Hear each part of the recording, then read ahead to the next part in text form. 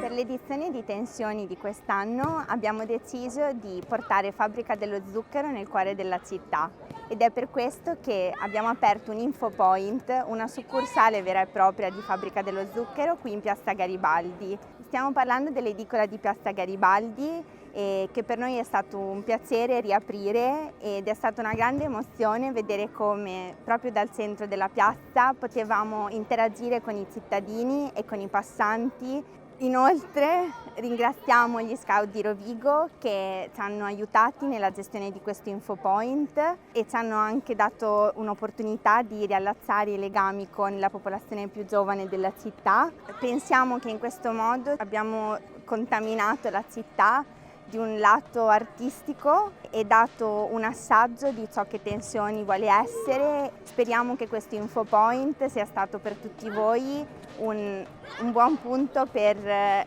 scoprire ciò che Fabbrica dello Zucchero è e per farvi venire voglia di venire al Festival Tensioni.